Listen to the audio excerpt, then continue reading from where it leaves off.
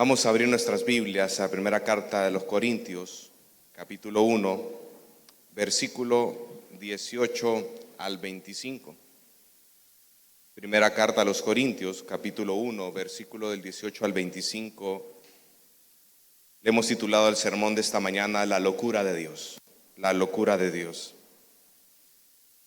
Lo leemos y leemos su palabra en el nombre del Padre, del Hijo y su Santo Espíritu. Dice: porque la palabra de la cruz es necedad. Si usted tiene la Reina Valera, dice es locura para los que se pierden, pero para nosotros los salvos es poder de Dios. Porque está escrito: destruiré la sabiduría de los sabios y el entendimiento de los inteligentes desecharé. ¿Dónde está el sabio? ¿Dónde está el escriba? ¿Dónde está el que sabe discutir en este siglo? ¿No ha hecho Dios que la sabiduría de este mundo sea necedad? Pues ya que en la sabiduría de Dios el mundo no conoció a Dios por medio de su propia sabiduría, agradó a Dios. En otra versión dice: le plació a Dios mediante la necedad de la predicación salvar a los que creen. Porque en verdad los judíos piden señales y los griegos buscan sabiduría, pero nosotros predicamos a Cristo crucificado, piedra de tropiezo para los judíos, dice, y necedad para los gentiles. Sin embargo, para los llamados, tanto judíos como griegos, Cristo es poder de Dios y sabiduría de Dios, porque la necedad de Dios es más sabia que los hombres y la debilidad de Dios es más fuerte que los hombres. Vamos a orar. Amantísimo Padre Celestial, gracias te damos, Señor, por esta oportunidad que nos permites de poder congregarnos, Señor, y poder aprender de las Escrituras. Qué mensaje, qué enseñanza más preciosa la que vamos a impartir en esta mañana. El Mesías crucificado, el Evangelio, eso es poder de Dios para salvación. Te pedimos que sea tu Espíritu Santo el que nos confronte, que nos consuele, que nos exhorte, que sea tu Espíritu Santo el que nos ayude a entender más las maravillas de tu ley y que podamos, Señor, ser agradecidos por todo lo que tú haces en nuestras vidas y lo que hiciste a través de la cruz de Cristo. Gracias te damos en nombre de Jesús. Amén. Puede tomar su asiento, amado hermano. Luego de haberlos exhortado a permanecer en la unidad, y eso fue algo de lo que se predicó la semana pasada, acerca de que en la iglesia de Corinto existían muchas divisiones, hermano, a tal punto que los hermanos de Corintios, ellos estaban diciendo que le pertenecían a Pablo, que le pertenecían a Cefas, que le pertenecían a Apolos, y otros, los más eruditos, decían que le pertenecían a Cristo. El hecho de que esté Cristo dentro de ese grupo, eso es malo, hermano, porque los hermanos estaban considerando a Cristo al mismo nivel que los demás. Había un problema de división dentro de la iglesia, porque había un problema fundamental, y es que los corintios no habían entendido que era el Evangelio, y eso se veía o se proyectaba la manera como ellos lo practicaban en el día a día dentro de la iglesia del Señor. Las divisiones son es un problema en la iglesia de hoy en día. Viene y el apóstol Pablo empieza esta preciosa carta atendiendo ese problema de la división. Por eso él hace un contraste entre la sabiduría de Dios y la sabiduría humana o la sabiduría del mundo, que son dos cosas totalmente contradictorias. Porque saben, el mensaje del Evangelio habla acerca de un Mesías crucificado. Y eso es una locura para la sabiduría humana, hermano. ¿Quién iba a pensar que Dios en su soberana sabiduría, Él iba a idear un plan para salvar a aquella humanidad que se había perdido, que se había caído, que estaba atestada de pecado? Y Él centró ese plan en un Mesías, pero un Mesías que iba a ser crucificado. Por eso es que el apóstol Pablo ahora en el versículo 18 empieza, porque la palabra de la cruz, porque es a través de esa cruz bendita, es a través de ese Mesías crucificado, amado hermano, que Dios demuestra su poder y demuestra su sabiduría perfecta, sublime, eterna. Y es eso lo que vamos a estudiar en esta mañana. Porque para el mundo es una locura, porque ellos no pensaban que Dios iba a dar un plan tan perfecto a través de un Mesías crucificado. Y vamos a estudiar 3 razones por las que ante los ojos del mundo lo que Dios hace es una locura. En primer lugar, por su mensaje poderoso. No perdamos de vista de que Pablo está abordando el tema de las divisiones dentro de la iglesia. En la predicación anterior hemos aprendido que la base de la unidad de la iglesia es que tenemos un solo Señor y que debemos de entender las cosas que son esenciales dentro de la iglesia y debemos de aprender a saber qué batallas debemos de luchar. Una iglesia unida es un testimonio del evangelio dentro de la iglesia. Una iglesia donde hay divisiones está desprestigiando el evangelio de Cristo. Y una iglesia debe de estar unida sobre un mismo entendimiento acerca de lo que es el evangelio, porque a través de ese entendimiento de lo que es el evangelio viene la praxis, viene la practicidad. Y ese era un problema en la iglesia de Corinto, hermano, que Pablo les había enseñado durante 18 meses, 1 año y medio, los había instruido acerca de las doctrinas, acerca del evangelio, acerca de la gracia, acerca de Cristo. Pero los corintios querían más sabiduría, algo más que agregar al evangelio perfecto y eterno establecido por el Señor. Ellos querían más sabiduría, querían más conocimiento. Y eso había hecho mella en su corazón y por ese motivo ellos estaban actuando como lo que estaban actuando. ¿Saben cómo finalizó la prédica pasada, hermano? La cruz es primero. Y con esa frase iniciaremos esta prédica. La cruz de Cristo es primero. Es lo que nos une. Es lo que nos mantiene unidos como iglesia. Es Cristo crucificado. Ahora bien, el apóstol Pablo sigue enseñando ahora a los corintios acerca de cómo deben de abordar el problema de las divisiones dentro de la iglesia. Y dicho sea de paso, ese es un problema donde la mayoría de iglesias tarde o temprano llegarán a enfrentarse. Las divisiones de la iglesia se enfrentan ¿con qué? Con el evangelio. Por eso es que toda esta carta a los corintios es una respuesta a la luz del evangelio a cada uno de los problemas que estaban atravesando los corintios, hermano. Y en esta ocasión es las divisiones. Y mira el versículo 18, dice: porque la palabra de la cruz es necedad para los que se pierden, pero para nosotros los salvos es poder de Dios. ¿Cómo nosotros relacionamos el tema de las divisiones con esto? Recuerden, hermanos, que esto tiene mucho que ver.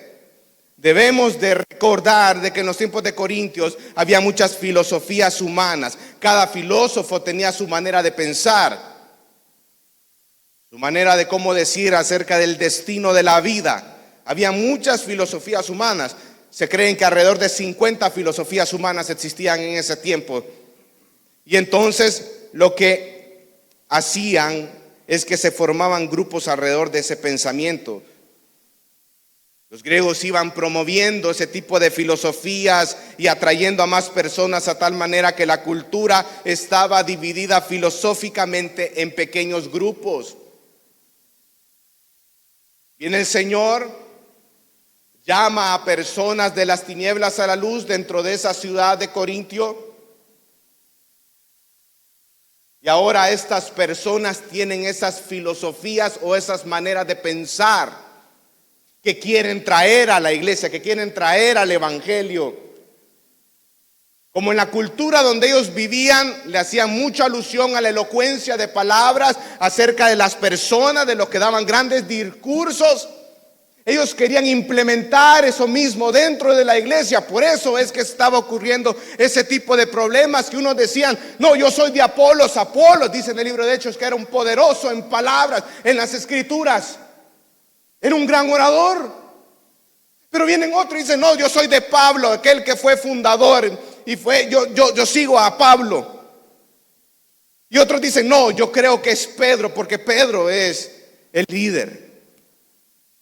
Ellos estaban tratando de llevar a la práctica todas esas malas filosofías a la iglesia. No habían entendido cuál era el evangelio. Y así nació la iglesia de Corinto. Dios salvó a todos este tipo de grupos, los redimió, y ahora todos ellos son uno. ¿En quién? En Cristo. Y eso es lo que Pablo está tratando de desarrollar, o lo que va a desarrollar en los próximos versículos. Porque aquí Pablo va a establecer un contraste entre la sabiduría del mundo, la sabiduría humana, y la sabiduría de Dios. Y esta porción que vamos a estudiar, hermano, el versículo 18, considero yo que es una porción, un versículo bastante fundamental para comprender no solo esta porción de las Escrituras, sino también toda la carta a los Corintios. Pablo hace uso de citas del Antiguo Testamento para reforzar su argumento acerca de lo insensato, lo vano que es la sabiduría humana. Y ha mostrado el logro de Dios por medio de la crucifixión, en donde Dios mismo ha dado un golpe bajo a todos aquellos humanos cuya confianza estaban en su propia autosuficiencia. Y ese es el problema. ¿Quién iba a pensar que el plan de la redención de Dios para la humanidad iba a ser por medio de un Mesías crucificado? Es algo ilógico, humanamente hablando. Es algo que no tiene sentido, es algo humillante. El hecho que Dios se haya encarnado para morir en una cruz del Calvario es algo humillante, es una total locura. Y solo Dios puede hacer que esa obra sea perfecta. Pero los corintios querían buscar algo más que el evangelio. Ellos decían: está bien, ya comimos la leche de lo que había enseñado el apóstol Pablo, ya sabemos las bases, pero queremos algo que complete el evangelio, algo más, necesitamos algo más. Estaban menospreciando el mensaje del evangelio, hermano. Y muchas veces nosotros actuamos de la misma manera. Venimos a la iglesia porque queremos algo más, pero hermano, toda nuestra vida gira en torno a ese mensaje del evangelio. No es que el evangelio solo nos va a servir al inicio para que Dios nos llame para salvación y ser convertidos, responder en fe, responder en arrepentimiento, creer en Él y depositar nuestra confianza en Él. No, el evangelio es la base de toda la vida cristiana. No solo es al inicio, es durante y al final, porque el evangelio trata un mensaje de buenas nuevas de salvación. Cristo en vosotros, la esperanza de gloria. Pero los corintios querían más. Los corintios deseaban más conocimiento. Estaban sedientos, no estaban contentos con solo la leche del evangelio. Y por eso es que en el versículo 17 dice que ellos habían hecho vana la cruz de Cristo. Abandonar el evangelio implica abandonar por completo a Cristo. Y es acá donde trae este poderoso mensaje de la cruz. Si usted es muy observador, inicia el versículo 18 con la palabra porque.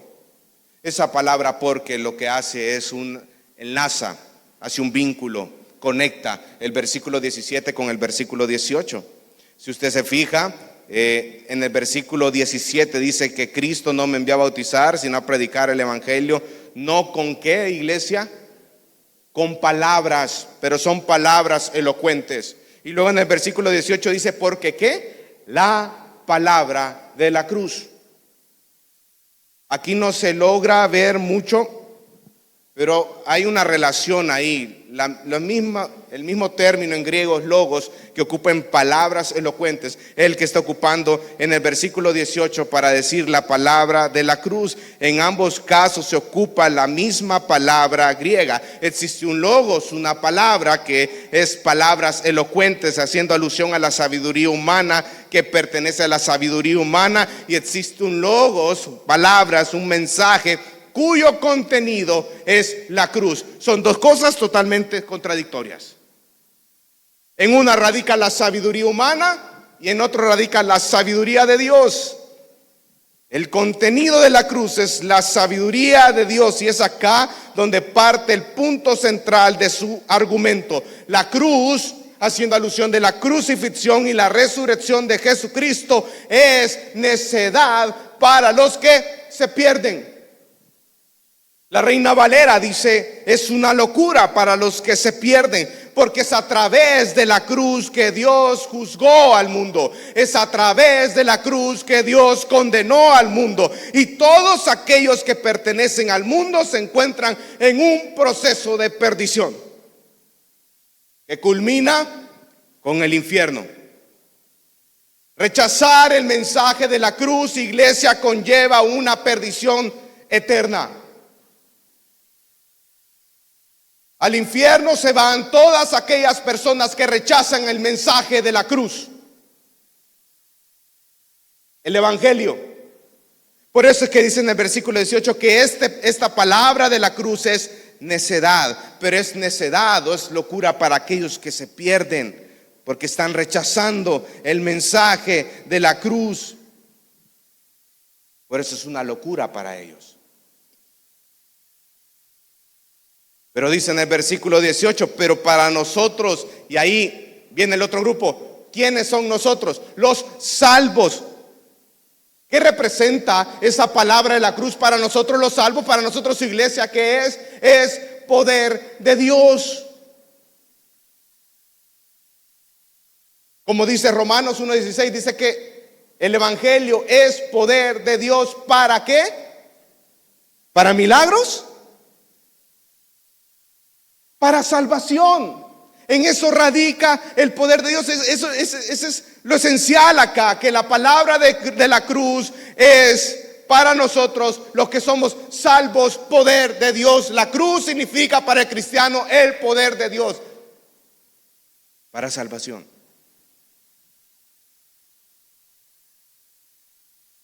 Es decir, aquellos que han sido llamados por Dios responden en arrepentimiento y fe, creen y depositan su confianza en Dios. La cruz es poder de Dios porque tiene el poder de impartir vida a aquella persona que estaba muerto en sus delitos y pecados, estaba muriéndose en sus pecados. Vino el Señor en su gracia y misericordia y le dio vida.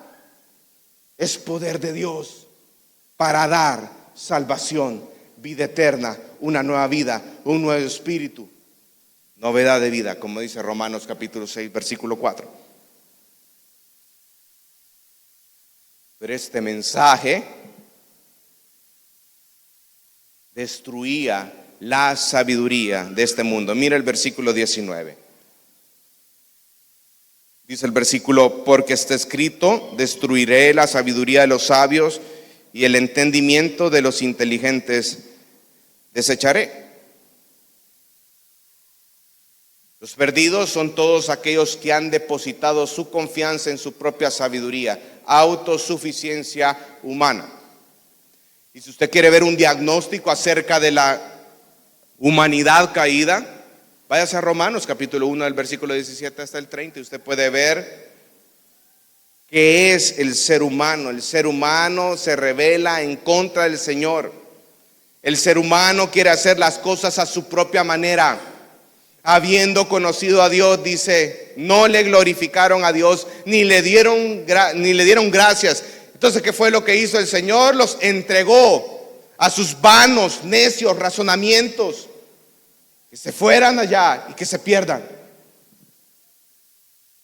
Eso es el ser humano. Y viene aquí y Pablo cita un pasaje del Antiguo Testamento que se encuentra en Isaías 29:14, que en su contexto ese pasaje pertenece a una serie de advertencias que Dios hace hacia el pueblo de Israel de no igualar su inteligencia, la del pueblo, la de los sabios del pueblo, con la de Dios.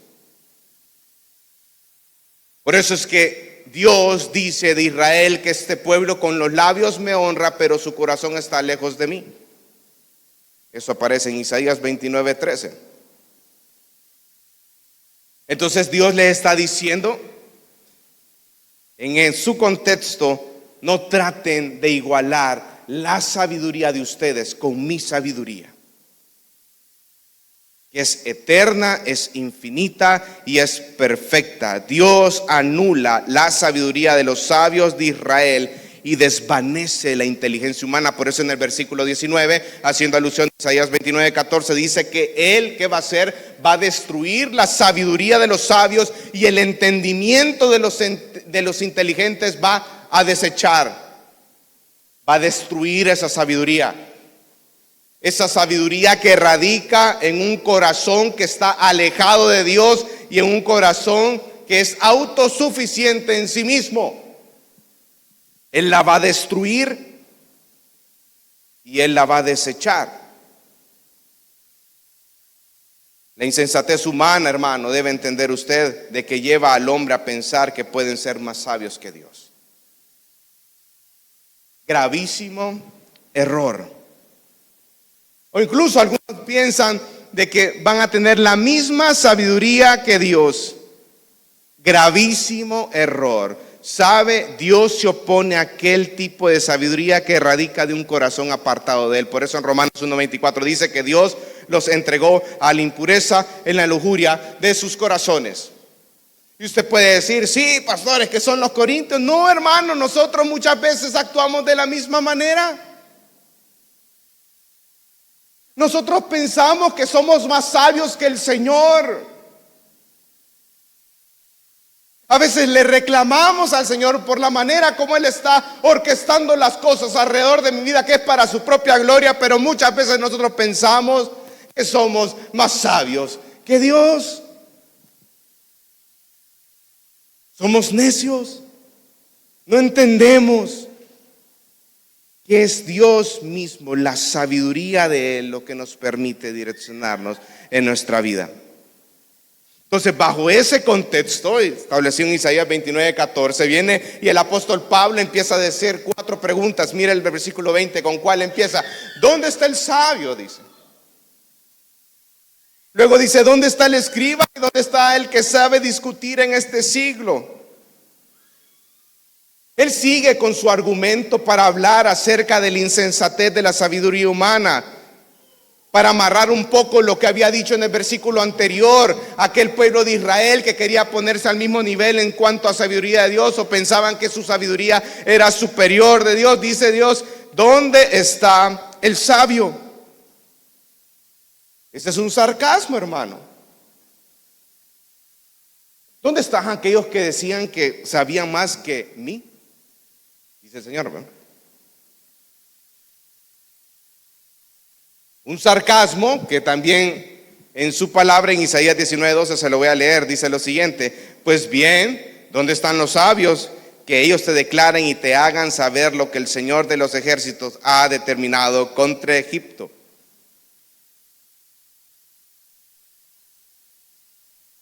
Le está diciendo, ok, ¿dónde están aquellos que dicen que son más sabios que mí? Que te determinen qué es lo que va a pasar con Egipto. Que hablen acerca de las cosas futuras. Cuando el Señor habla acerca de Él en el Antiguo Testamento, específicamente en Isaías, cuando habla acerca de que Él es el Dios, el Rey de Reyes y Señor de Señores, Él siempre hace alusión a ese aspecto de profetizar esas cosas futuras y que pasen. Una característica que solo Él podía tenerlo, porque Él es el único omnisciente y sabedor de todas las cosas, en contrariedad o contradicción con aquellos que son dioses falsos, dioses paganos, que no tienen vida y que no saben nada. Entonces en Isaías 19:12 le dice al pueblo de Israel: ¿dónde están aquellos sabios? ¿Dónde están aquellos que están diciendo de lo que te va a pasar o lo que va a determinar contra Egipto? Que vengan acá, que hablen lo que tengan que hablar. Pero ojo, que lo que está teniendo en perspectiva el apóstol Pablo en este versículo es acerca de lo que hizo Dios en Cristo en la cruz del Calvario. La segunda pregunta que hace en el versículo 20 dice: ¿dónde está el escriba? El sabio hace alusión a aquel pensador griego, aquel filósofo griego, pero viene y dice: ¿dónde está el escriba? El escriba, como usted y yo sabemos, es un experto en las escrituras del Antiguo Testamento. Y aquí está amarrando un poquito a lo que va a decir más adelante en el versículo 22, cuando hace un precioso contraste entre los judíos y los griegos. ¿Dónde está ese experto en las escrituras del Antiguo Testamento? Esta palabra escriba lo ocupaban los judíos para hacer referencia a los maestros de la ley, a los doctos en las escrituras. Y viene el apóstol Pablo y en el versículo 20, a manera de sarcasmo, dice: ¿dónde están los escribas? ¿Dónde están los expertos, los doctorados en las escrituras del Antiguo Testamento? ¿Dónde están? Y ahí dice en el versículo 20 la tercera pregunta: ¿dónde está el discutidor en este siglo? El que sabe discutir en este siglo. Y en esto hace como una aplicación general tanto a los griegos como a los judíos, tanto a aquellos filósofos y escribas, como a aquellos pensadores, como a aquellos que son doctos en las escrituras. ¿Y saben? Todas esas personas que son autosuficientes en su propia sabiduría, a todas esas personas Dios los ha juzgado. Y ahora vamos a entrar, miren el versículo 20, la cuarta pregunta, que es algo que ocupa el apóstol para poder amarrar su argumento. ¿Qué dice la cuarta pregunta? ¿No ha hecho Dios que la sabiduría de este mundo sea necedad? Viene, y ahora el apóstol Pablo ya entra un poquito en materia acerca de esto. Dice: la cruz es una locura, ¿sí? Es una necedad para los que se pierden, pero por medio de ella Dios ha destruido la sabiduría de este mundo. Y en el apóstol Pablo le dice: ok, ¿no ha hecho Dios que esa sabiduría sea necedad? ¿No ven ustedes cómo Dios está trazando el mensaje del Cristo, del Mesías crucificado? Es una auténtica locura para esos sabios, pero ¿no ha hecho Dios que esa sabiduría humana sea una necedad?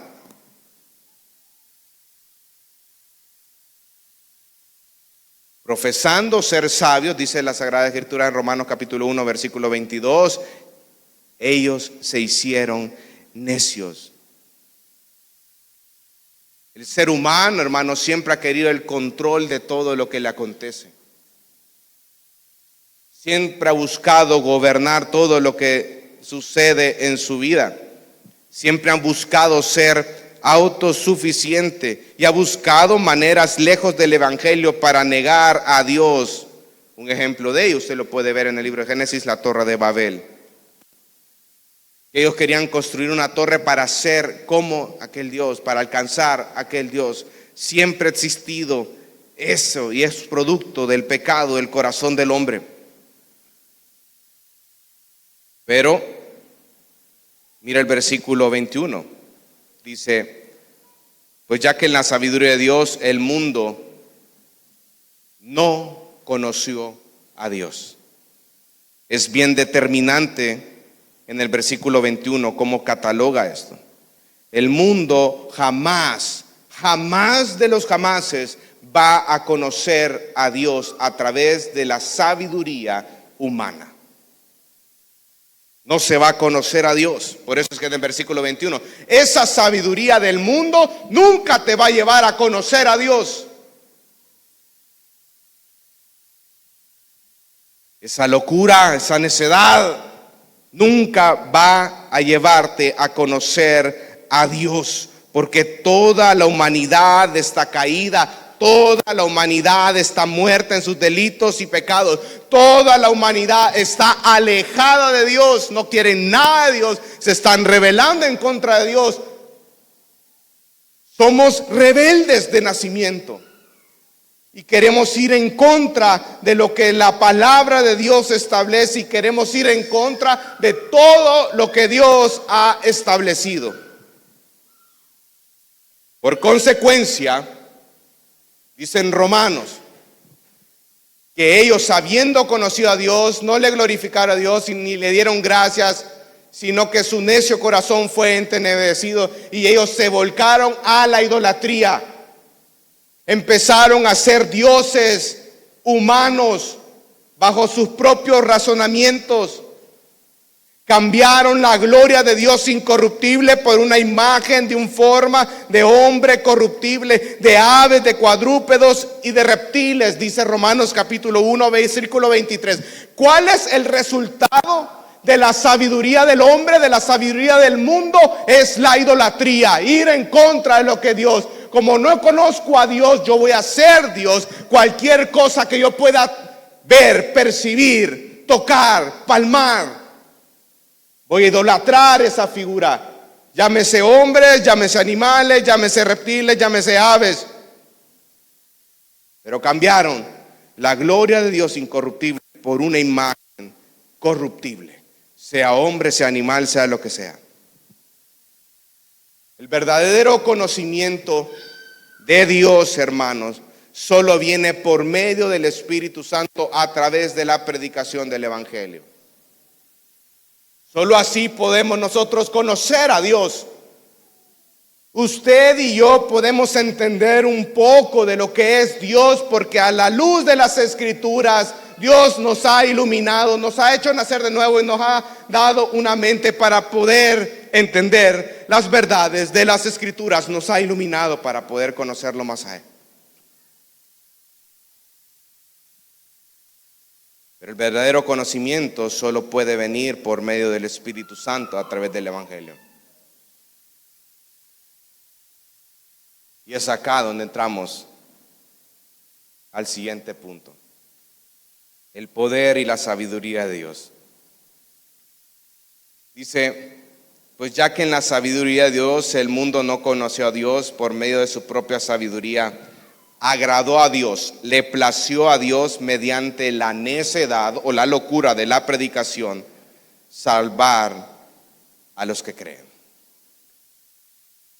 Hay un mensaje, recuerden, un Mesías crucificado. El versículo 18 dice, porque la palabra de la cruz es necedad para los que se pierden, pero aquellos que somos salvos es poder de Dios. Y bajo ese argumento el apóstol Pablo viene a desarrollar todo lo que hemos venido diciendo. En algunos dice necedad, en otras versiones dice locura. Pero ahora dice que nosotros podemos conocer a Dios mediante la necedad de ¿qué, iglesia? De la predicación. La locura de la predicación es una locura para todos aquellos insensatos que han puesto su confianza en su propia autosuficiencia. La sabiduría humana. Pero dice acá que por medio de ese mensaje de la cruz las personas son salvas de la ira de Dios. La sabiduría de Dios es contraria a la sabiduría humana, pero Dios le complace salvar a los que creen en el Evangelio de Cristo. Qué hermoso mensaje. Es algo que nosotros como iglesia, como cristianos, debemos de atesorar día con día. Y ojo, porque cuando aquí En el versículo 21 dice la necedad de la predicación. Esa palabra predicación en el griego significa querigma y no significa en el acto en sí de la predicación, sino más bien lo que hace énfasis es en el contenido de esa predicación. Es decir, el mensaje de un Mesías crucificado. Un golpe bajo para aquellos sabios que existían dentro de la iglesia de Corinto. Aquellos que iban detrás de aquellos grandes oradores que buscaban un poco más para completar ese evangelio que Dios en su gracia les había podido dar para que ellos pudieran entender un poco más acerca de quién es el Señor y quiénes son todos ellos.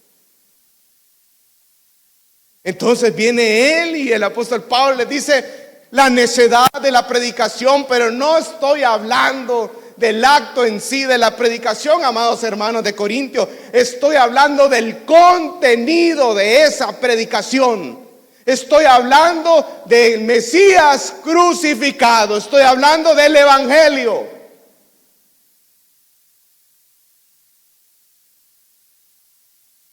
Amados hermanos, y esto es un mensaje también para nosotros. No busquen aquella predicación llamativa. Busquen aquella predicación que se centra en el mensaje de Cristo y en el evangelio. Porque eso es poder de Dios para salvación.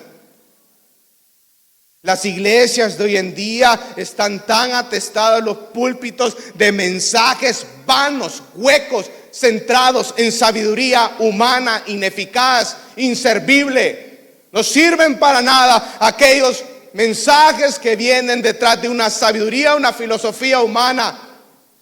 Lo que nosotros como predicadores del evangelio debemos de hacer es eso: predicar el evangelio de Jesucristo una y otra vez, porque ese es el medio que Dios ha escogido para salvar a los que se habían perdido. El evangelio, las buenas nuevas de salvación, que nosotros estábamos condenados en nuestros delitos y pecados, estábamos perdidos en nuestros delitos y pecados, estábamos en las tinieblas, pero hubo un Salvador perfecto, redentor, cuyo nombre es Cristo, que fue crucificado en la cruz del madero para pagar el precio por mí. Es el contenido lo que importa.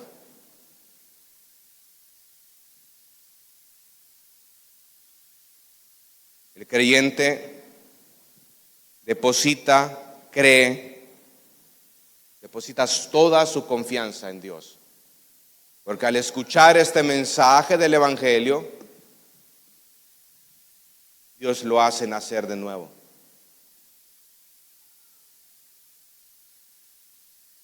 Ya están escogidos desde antes de la fundación del mundo, pero Dios manda personas a predicar su hermoso mensaje del evangelio.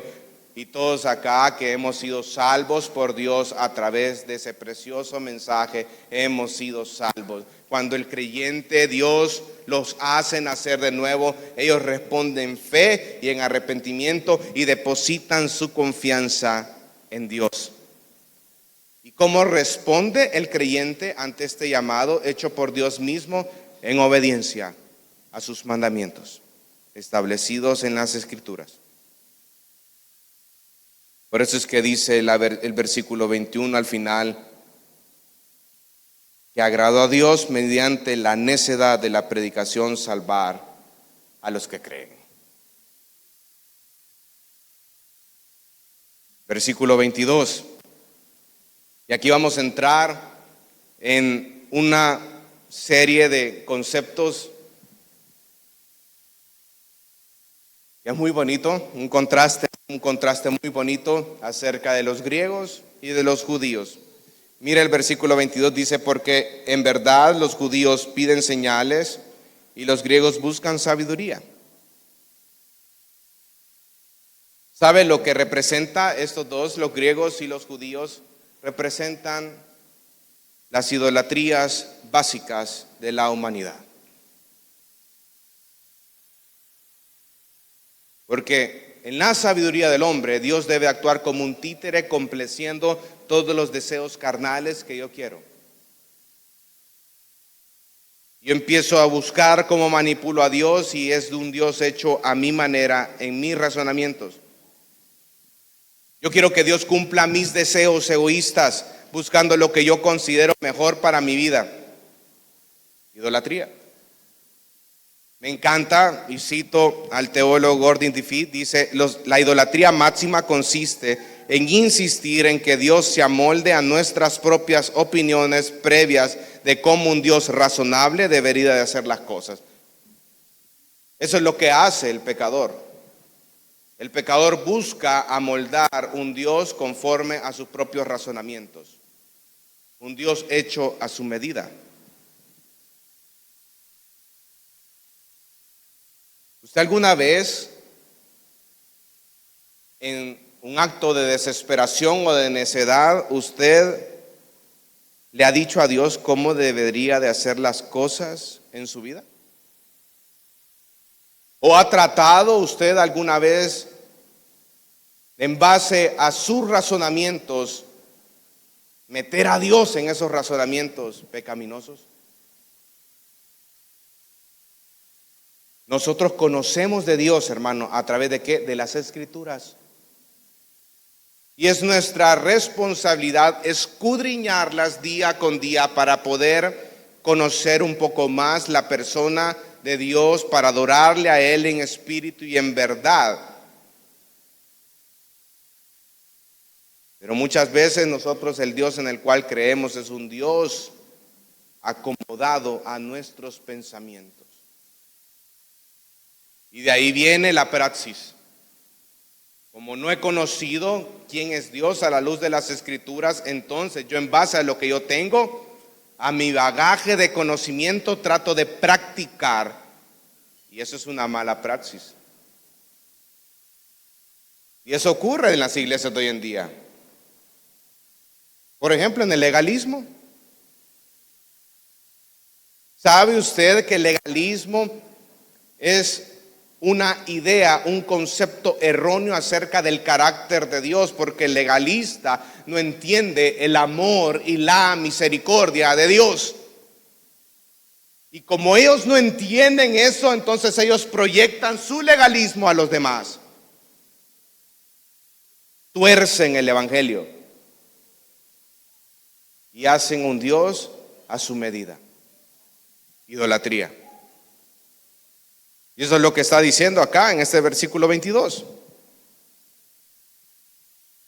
Pero viene y en el versículo 22 dice, el primer grupo dice, porque en verdad los judíos, ¿qué es lo que piden los judíos?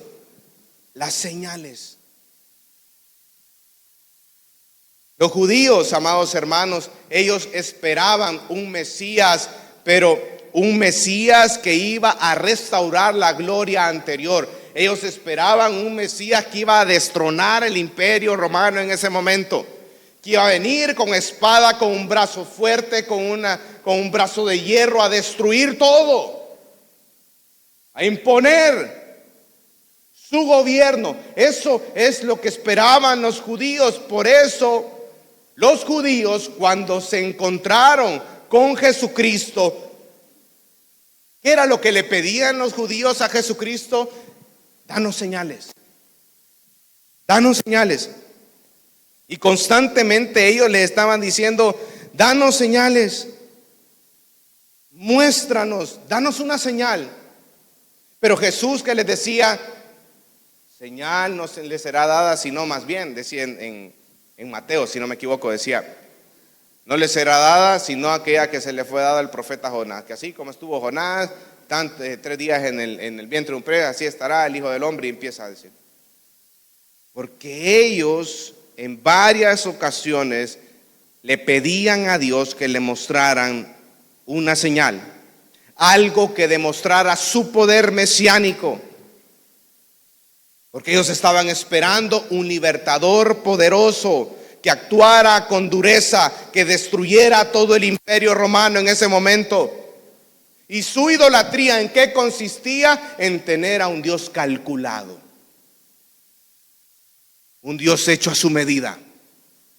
Como Dios actuó de esa manera en el Éxodo, en el Antiguo Testamento, con grandes prodigios, con grandes señales, como Dios actuó así en Egipto, liberando al pueblo, haciendo las 10 plagas, haciendo todo lo que tenía que hacer para destruir, dando una columna de fuego, una nube para proteger, dando un maná. Así como Dios se manifestó en el Éxodo con prodigios y señales, Señor, muéstranos una señal para saber que tú eres el poderoso que tenía que venir, el Mesías que tenía que venir y a venir en poder y gloria. Muéstranos algo para que nosotros podamos entender que tú eres ese Mesías que tiene que venir.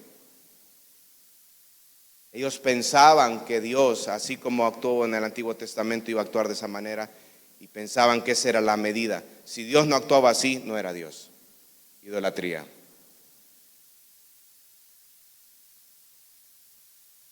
Amados hermanos, Dios no va a actuar en nuestra medida ni según nuestros cálculos.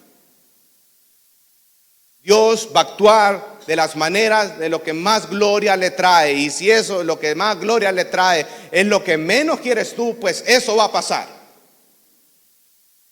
¿No le ha pasado a usted que hay veces que usted está orando constantemente por algo? Señor, ayúdame para tal y tal cosa. Señor, ayúdame en esto. Señor, ayúdame. Pero que no se haga lo que yo quiero, sino que se haga tu voluntad. Y lo peor que usted está pensando que le pueda pasar, eso pasa, hermano. ¿No le ha sucedido eso? ¿Sabe qué? En eso peor, entre comillas, que usted pensó que era lo peor que le iba a pasar, en eso Dios se glorifica. Y eso es lo que a Dios le trae más la gloria. Mientras nosotros estamos huyendo de las enfermedades, huyendo de los problemas, Dios nos dice: no, aquí te quiero en esta enfermedad, porque en esta enfermedad tú me vas a conocer más a mí. Porque en esta situación yo voy a forjar el carácter de Cristo en ti, y eso es lo que yo quiero en tu vida: santificación. Pero los judíos tenían calculado a Dios y esa era su idolatría.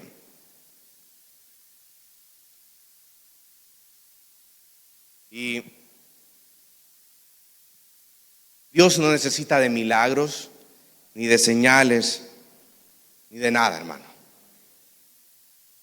La iglesia no necesita de milagros, ni de señales, ni de nada.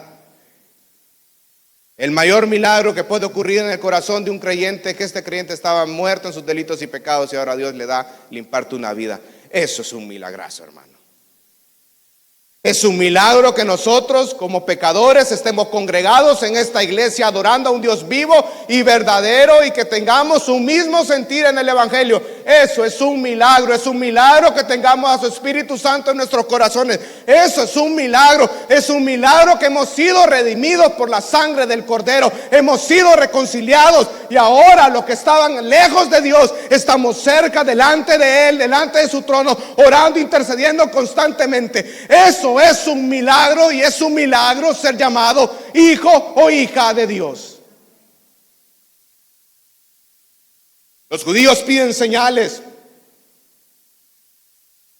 pero Dios no se las dio.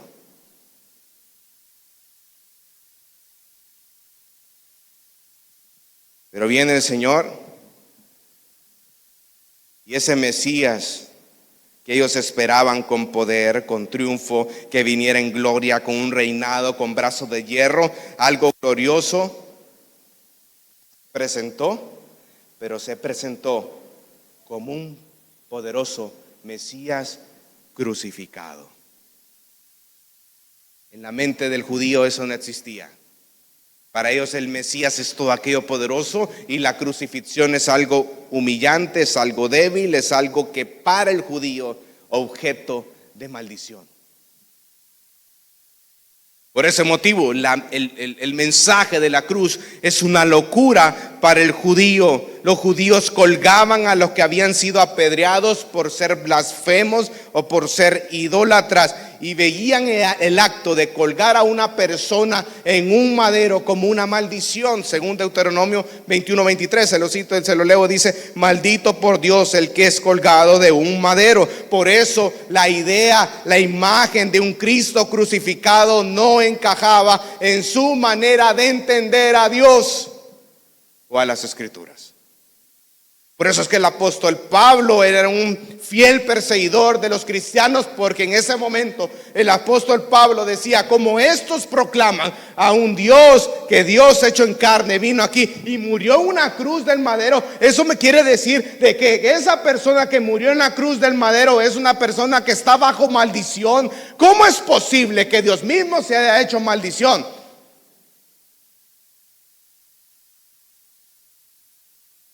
La locura de Dios. La locura de Dios. Por eso es que dice en el versículo 23 que para estos judíos, cuando ven a Cristo crucificado, es una piedra de tropiezo. Porque ellos no se podían imaginar a un Mesías crucificado. Para ellos era una persona muerta en un madero, era una persona bajo maldición. Pero ese mensaje, continuemos en el versículo 24, dice: sin embargo, para los llamados, tanto judíos como griegos, Cristo es ¿qué? Para esos judíos cuyo mensaje de la cruz, un Cristo crucificado es una piedra de tropiezos, Cristo es poder de Dios. El mensaje de un Mesías crucificado es la expresión máxima del poder de Dios. Por eso en Romanos capítulo 1 versículo 16 dice que la palabra, el evangelio es poder de Dios para salvación. Y está el alcance para aquellos que han sido llamados por Dios. Dios está convocando a un pueblo para su nombre. Para ellos, el mensaje de Cristo crucificado es un mensaje eficaz y una realidad en sus vidas, y viven de acuerdo a ese mensaje. Cristo es el poder de Dios para salvación en sus creyentes. Es poder de Dios en la redención de sus hijos, y ese poder se manifiesta en la resurrección de Cristo. Por eso es que concluye, siempre estamos con los judíos, el versículo 25 dice que la debilidad de Dios es más fuerte que los hombres. No es que exista debilidad en Dios, hermano, no. Pero aquí lo que está haciendo el apóstol Pablo es un supuesto. Si llegase alguna vez a existir un ínfimo, eso es muchísimo más grande que toda la fortaleza y la fuerza del hombre. Un Mesías crucificado. Volvamos al versículo 22. Dice el versículo 22 que los judíos piden señales y los griegos, ¿qué es lo que buscan? La sabiduría.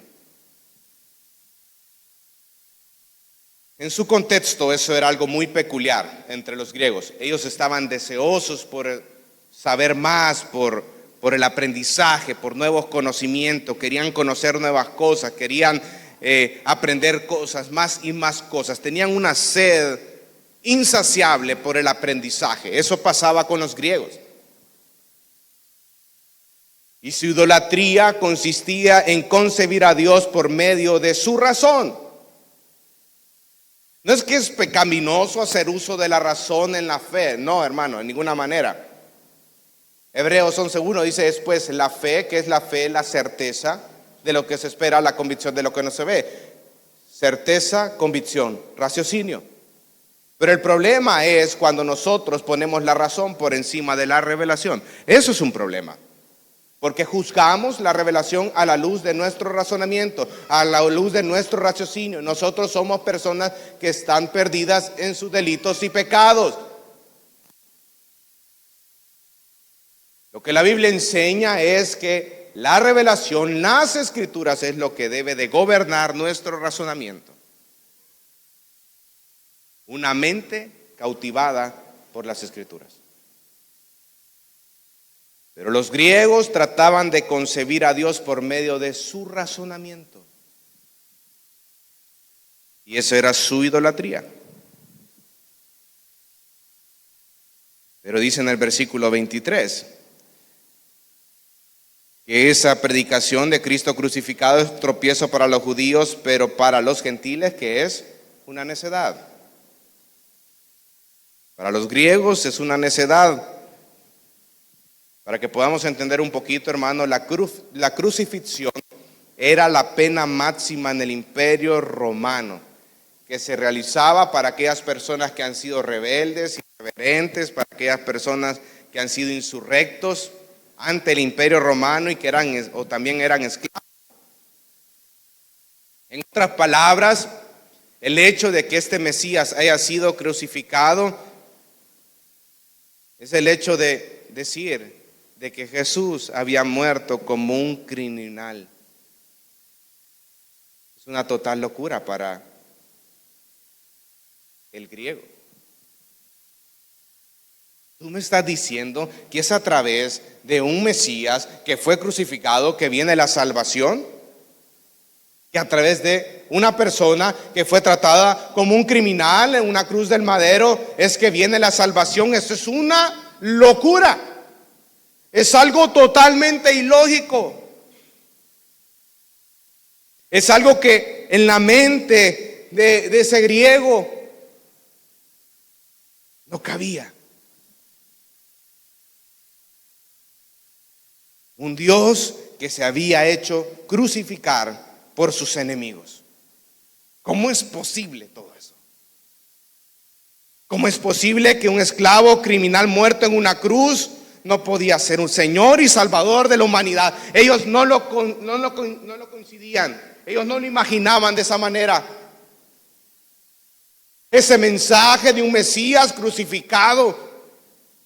Me estás diciendo que esa persona en el madero es el Señor, es el Rey de Reyes, Señor de señores, Pastor de pastores. ¿Es Dios mismo tratado como criminal? Se dejó morir así nada más, a entregarse en las manos de sus enemigos y no hizo nada. El mensaje de la cruz. Por eso es que dice en el versículo 24, para los llamados, tanto judíos como griegos, Cristo es poder de Dios. ¿Y qué? Y es sabiduría de Dios. Pero el poder de Dios y la sabiduría de Dios nosotros lo podemos percibir así. ¿Por qué? Porque hemos sido llamados, hermano, por Dios mismo. Ese mensaje de un Mesías crucificado es la expresión máxima de la sabiduría de Dios.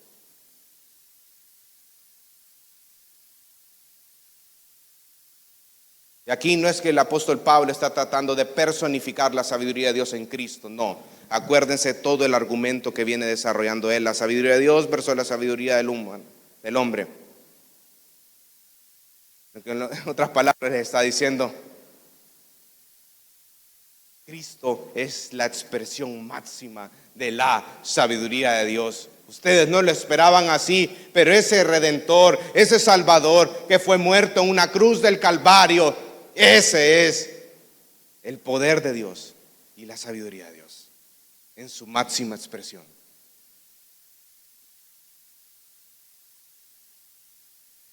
Pero es poder y sabiduría de Dios para aquellos que hemos sido llamados por Dios. Y aquellos que hemos sido llamados por Dios, hemos sido llamados a través de ese poderoso mensaje de la cruz, el evangelio mismo, que respondemos en arrepentimiento y fe. Nos estamos dando cuenta que nosotros estamos en nuestros delitos y pecados, abrazando nuestro pecado, pero nos damos cuenta de eso y ahora abrazamos nuestra fe en Cristo Jesús. Creemos en Él, depositamos nuestra confianza en Él y ahora nuestra vida queda rendida a sus pies. Por eso es que concluye en el versículo 25. Porque la necedad de Dios es más sabia que los hombres. Aquello que ustedes consideran como necedad, aquello que ustedes consideran como locura, es más sabio que todo lo que todos ustedes piensan. La sabiduría de Dios. En la cruz Dios se reveló más sabio que los hombres, anulando la sabiduría humana. ¿Quién iba a pensar que esta necedad demostró la enorme sabiduría de Dios? Y sobre todo también demostró la incapacidad humana y la insensatez humana. Porque no es a través de la sabiduría de Dios que el hombre puede conocer a Dios, sino que es a través de la locura, de la necedad, de la predicación y específicamente de la locura de ese contenido del mensaje de esa predicación. Un Mesías crucificado. Solo la predicación de la cruz tiene el poder para salvar a los creyentes. Y es en la muerte de Jesucristo que Dios nos ha juzgado, que ha pagado el precio de nuestro pecado, nos ha perdonado y ha quitado la culpa. Cuando merecíamos nosotros muerte y castigo, Dios nos ha mostrado su misericordia y nos ha mostrado su gracia, nos ha dado una nueva vida y ahora somos discípulos que le pertenecemos y que confiamos nuestras vidas a Él. Dios en su sabiduría y de un plan para salvarnos. Una locura para este mundo, una debilidad que demostró su poder y su sabiduría, que son infinitos. Un mensaje que es sencillo, simple, directo. El Mesías crucificado. Vamos a orar, hermanos.